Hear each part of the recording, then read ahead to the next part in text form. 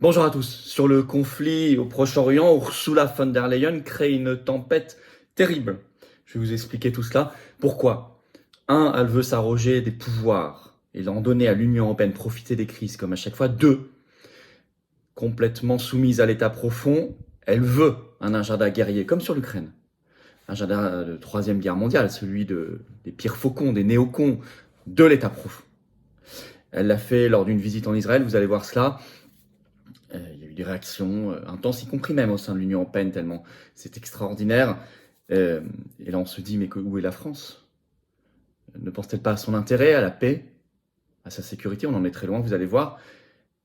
Et on nous avait promis, l'Union européenne va vous renforcer, vous donner de l'influence, de la puissance dans le monde. On n'a jamais été aussi inaudible et calqué sur l'État profond américain.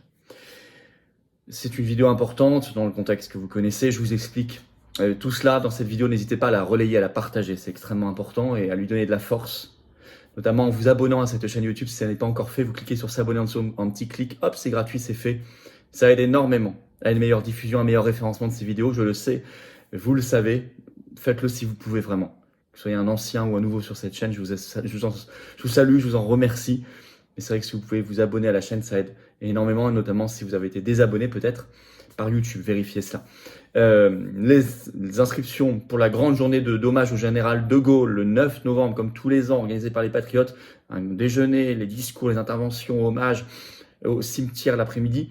Les inscriptions sont en lien sous la vidéo en description, sont ouvertes, allez-y. Il n'y a pas beaucoup de place, il y en a encore, profitez-en, ça va être un très grand moment, très important. Ben écoutez, nous sommes partis. Alors, Ursula von der Leyen à l'origine d'une crise mondiale sur la situation Israël-Palestine. Elle est mise en accusation. Vous allez voir, même la presse française en parle un peu. Je l'ai dit, elle a un double but, affirmer son pouvoir et celui de l'Union européenne, profiter des crises. Et deux, elle répond à un agenda étant complètement vendu à l'état profond. Cet agenda, c'est la guerre. C'est de mettre l'huile sur le feu. C'est la Troisième Guerre mondiale. Comme sur l'Ukraine. Où est le Quai d'Orsay? Où est la France? Quand sera-t-elle arrêtée? Quand arrêterons-nous cette folie? Quand arrêterons-nous cette folle furieuse? Parce qu'il faut appeler les choses comme elles sont. Alors, ce qui s'est passé, le 13 octobre, elle a fait ce que la presse appelle une visite improvisée en Israël, à Tel Aviv, où elle a rencontré d'ailleurs Benjamin Netanyahou. Et selon un article de Libération de ce 15 octobre, le titre « Ursula von der Leyen, la bourde permanente ». Je cite, la présidente de la Commission européenne a largement dépassé ses fonctions, écrit Libération, sans aucun mandat des 27, c'est-à-dire des 27 États membres de l'Union européenne. Je vais vous lire un petit extrait, mais il faut savoir qu'en fait, explique l'article, elle était accompagnée de la présidente du Parlement européen, Roberta Metsola, mais en fait, c'est la présidente du Parlement européen qui y allait. Et quand Ursula von der Leyen a su qu'elle y allait, elle s'est imposée dans son avion pour y aller aussi. Alors, je vous lis un extrait. Écoutez bien, vous compreniez la teneur du problème. Je cite Libération. Benjamin Netanyahou n'en a sans doute pas cru ses oreilles lorsque Ursula von der Leyen a proclamé Urbi et Orbi, à l'issue de leur rencontre à Tel Aviv le 13 octobre, qu'Israël avait le droit et même le devoir de protéger et de défendre sa population après l'attaque terroriste des islamistes du Hamas. C'est peu dire que les capitales européennes, mais aussi les responsables communautaires soigneusement tenus à l'écart, se sont étranglés de fureur en découvrant ces propos qui ne reflètent que la sensibilité personnelle de von der Leyen, selon les mots d'un ambassadeur, et absolument pas la position de l'Union, la présidente de la Commission, n'ayant aucune compétence en matière de politique étrangère. Mais le mal est fait pour l'ensemble du monde, et notamment le monde arabe, peu au fait des subtilités de l'architecture institutionnelle communautaire. Voilà. Alors, elle était d'ailleurs largement mise en scène dans ce déplacement. On voit une vidéo qu'elle a relayée où elle s'abrite en urgence dans un bunker à cause d'une alerte à la bombe. Bon. Donc, en réalité, elle a copié intégralement le discours néocon américain. Sans aucune subtilité, sans aucune recherche de paix, c'est ça le plus grave. Ce qui met en danger tous les civils, qu'ils soient israéliens ou palestiniens, et y compris en France avec le déchaînement du terrorisme islamiste. Le Figaro, le 15 octobre, écrit ceci, article, le titre « Le déplacement d'Ursula von der Leyen en Israël provoque une nouvelle tempête au sein de l'Union européenne ». Et là, on apprend, je cite, que les 27 se réunissent en urgence ce 17 octobre. Il est reproché, écrit le Figaro à la présidente de la Commission européenne, de ne pas avoir rappelé sur place l'obligation du pays, donc d'Israël, de respecter le droit international. Même Charles Michel, qui est pourtant de l'institution Union européenne, qui est président du Conseil européen, l'annonce, je cite, « Je convoque un Conseil européen extraordinaire pour définir une position commune et une ligne d'action claire et unifiée. C'est une réponse, dit-il, écrit le Figaro, c'est une réponse directe au récent déplacement d'Ursula von der Leyen en Israël. » En anglais, Politico sort un article ce 14 octobre sur cette affaire. Le titre, von der Leyen accusée de parti pris inacceptable envers Israël. Dans cet article, sous couvert d'anonymat, des diplomates s'expriment et la condamnent. Et même Joseph Borrell, qui est le haut représentant de l'Union, la contredit publiquement dans l'article. Ce qui prouve qu'il y a même des bisbilles, des tensions, des fractures au sein même de l'Union européenne. Tant mieux, plus elle est fracturée, plus on est heureux, nous qui sommes partisans du Frexit. Politico rappelle dans cet article qu'il y a déjà eu des cafouillages terribles sur l'aide de l'Union européenne à l'autorité palestinienne. Il y a quelques jours, il était annoncé une suppression, puis rétropédalage, et finalement ce 14 octobre, Ursula von der Leyen annonce son triplement. Je vais vous lire un petit extrait de Politico sur ces cafouillage. La critique de la position de von der Leyen survient après une semaine de messages confus de la Commission européenne. Lundi, le commissaire Oliver Varhelyi a annoncé que l'Union européenne suspendrait immédiatement l'aide à l'autorité palestinienne. Quelques heures plus tard, après une réaction furieuse de la part des pays de l'UE et d'autres commissaires, la Commission a renversé la décision. Et maintenant, triplement. Mais Libération écrit dans son article que je vous ai déjà cité plus haut que c'est le plus monumental plantage depuis qu'elle est présidente de la Commission européenne. Je vais vous lire un extrait. Ce plantage de von der Leyen n'est pas le premier, mais c'est sans aucun doute le plus monumental. Car depuis le début de son mandat, elle se prend pour la présidente de l'Union. C'est ce qui est écrit. Moi, je dis la reine d'Europe, l'impératrice, la Kaiserine. Ce qu'elle n'est pas. Et donc a lancé une OPA sur les compétences de Charles Michel et de Joseph Borrell qu'elle déteste. Et écrit entre parenthèses Libé, mais on se demande qui elle ne déteste pas. Elle n'a manifestement pas compris, aussi elle ne déteste pas Pfizer par exemple, ça je peux vous le dire. Elle n'a manifestement pas compris qu'il n'y a pas de politique étrangère autonome de la Commission. Alors, en plus ça fait ressurgir d'anciens tweets de Macron et d'Ursula von der Leyen sur le 2 poids 2 mesures. C'était noté par le journal Business Week ce 13 octobre. Le titre « Palestine, les tweets de Macron et de von der Leyen refont surface ».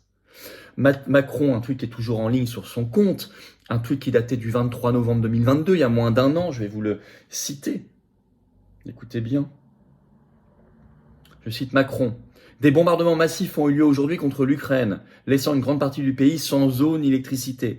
Toute frappe contre les infrastructures civiles constitue un crime de guerre et ne peut rester impunie. » On se dit, mais pourquoi il l'applique là et pourquoi il ne l'applique pas là-bas?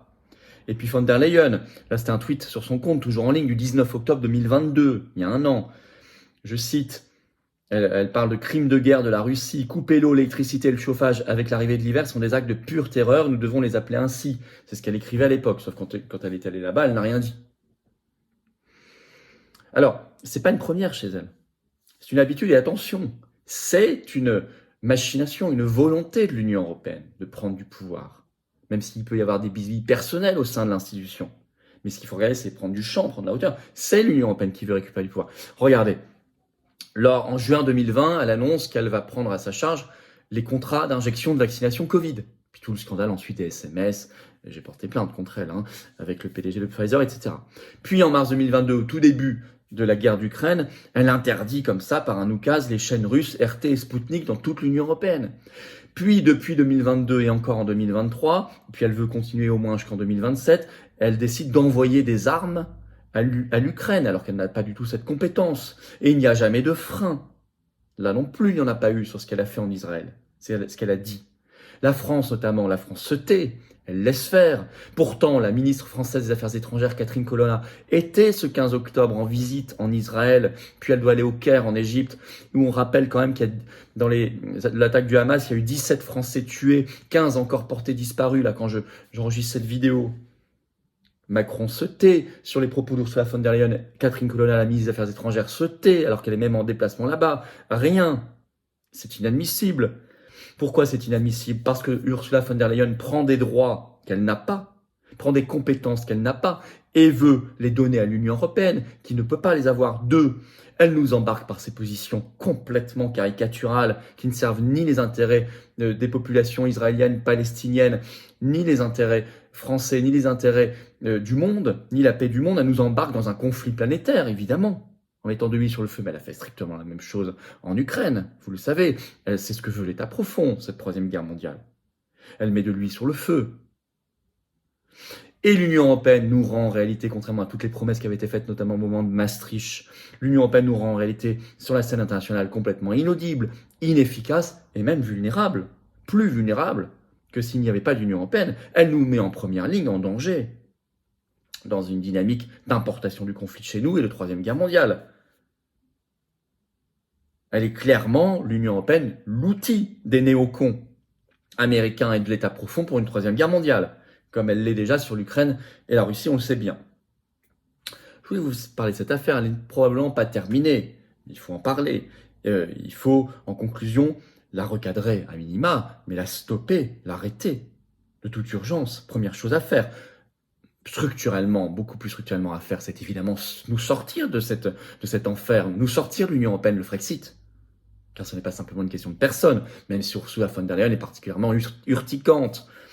Mais ça n'est pas simplement une question de personne. Attention aux partis politiques qui ne dénonceront que Ursula von der Leyen, vous feront croire que ce remplaçant ou sa remplaçante réglera le problème. C'est faux. Le problème est structurel.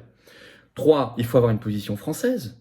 J'ai fait toute une vidéo très vite d'analyse de cette affaire au Proche-Orient. On en a reparlé longuement quelques jours plus tard dans un entretien qui est sur cette chaîne avec Pierre-Yves Rougeron, le président du Cercle Aristote. J'en parle régulièrement, y compris sur mes réseaux sociaux. Mais la France doit avoir une position très claire en ayant 3 objectifs. Nos intérêts nationaux, notamment notre sécurité, quand on a vu le drame d'Arras, et la paix du monde, donc la paix chez nous. Et ce n'est pas du tout ce que vise Ursula von der Leyen. Bon, voilà ce que je voulais vous dire. Partagez cette vidéo si vous voulez bien, relayez-la. Donnez-lui de la force, un commentaire, je l'ai dit, avec intérêt, un pouce en l'air. Et puis vous abonnez-vous ou réabonnez-vous si YouTube vous a désabonné à cette chaîne. Vous cliquez en dessous, c'est un clic, c'est gratuit. Ça aide énormément à une meilleure viralité des vidéos, un meilleur référencement. Voilà, on va aller toucher de nouvelles personnes qui ne nous connaissent peut-être pas encore. Donc grand merci à vous pour cet abonnement à la chaîne, ce petit clic, ce dixième de seconde. Et puis, vous le savez, 9 novembre, nous sommes à Colombes et les 2 églises, hommage au général de Gaulle. Inscription sous la vidéo. Voilà, il y a un lien pour s'inscrire. Allez-y, ça va être une très belle journée. Nous sommes dans cet hommage tous les ans, vous le savez. Je vous attends, patriotes. Voilà. Vous savez, il y a la colombe de la paix. Je vous attends. Il y a la dignité et l'honneur à sauver dans la position diplomatique que nous devons avoir. On ne peut pas être dans le déshonneur. On ne peut pas être dans la mise en danger de notre pays, de notre peuple et du monde. On ne peut pas. On doit se battre. On doit se battre aussi pour nos libertés. On doit se battre pour notre souveraineté de peuple, notre dignité, nos enfants, nos petits-enfants. On ne peut pas leur laisser une France et un monde dans cet état. On n'a pas le droit. Il y a toute l'oligarchie contre nous, on le sait bien. On est la résistance avec vous. Il faut venir, parce que nous, on n'a pas les millions du système, on n'a pas les grands copains banquiers qui ont des relations, les financiers, les oligarques, les journalistes, je ne sais quoi. Non. Mais on a le cœur, on a la sincérité, on a l'action, on fait des actions, on fait du rassemblement, on fait des choses très concrètes, puis on y va, on avance, on fonce. On leur rentre dans l'art.